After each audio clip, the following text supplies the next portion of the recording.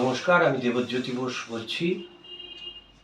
সঞ্জয়, আমাদের খুব প্রিয় সঞ্জয়, আপনাদের সঞ্জয় ঘোষ, সবাই জানে অত্যন্ত ভালো রেকর্ডিস্ট। আমি দীর্ঘদিন ওর সঙ্গে কাজ করছি, মানে এত বছর যে বলতে পারবো না কত বছর।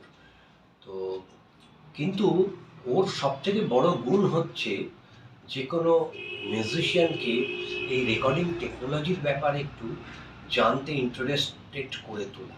অর্থাৎ যদি সে একটু জানে তাহলে তার পারফরমেন্স একটু বেটার হবে, তার রেকর্ডিং সেন্স হবে। তো এটা বহু বছর ধরে ও আমাকে করছে, মানে গুরু বললেও কম বলা হবে। করতে করতে করতে করতে ও ফাইনালি আমাকেই একটা পুরো স্টুডিও সেট আপ করে দিল, এবং আমি আজকে যে রেকর্ডিং করছি, যা শোনাচ্ছি, আপনারা আমার যা কিছু শোনেন, অর্থাৎ যে সমস্ত গান আমার গান শিল্পীরা গায়, কখনো আমি গাই, আপনারা সকলে শোনেন, এই পুরো কৃতিত্বটাই সঞ্জয়ের। কীভাবে একটা সুন্দর প্রসেসকে কার্যকারিতায় নিয়ে যেতে হয়, এটা আমার মনে হয় সঞ্জয় খুব ভালো বোঝাতে পারে।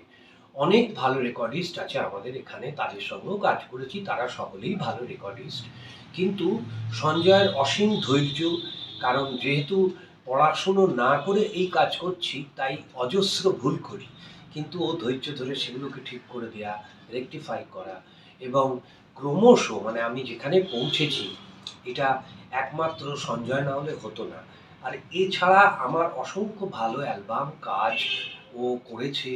তার মধ্যে একটা বিশেষ অ্যালবাম হচ্ছে আমারই শরৎ আমারই তবলা, একটা জেনেসিস থেকে বেরিয়েছিল অ্যালবাম। সেই অ্যালবামটা ও রেকর্ড করেছিল, সেটা খুব কঠিন কাজ ছিল, কারণ আমি প্রথমে শরৎ বাজিয়েছিলাম, পরে তবলাটা বাজিয়েছিলাম।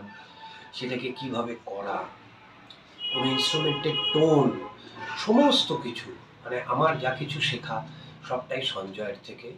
আমি সঞ্জয় ঘোষের কাছে খুব খুব কৃতজ্ঞ।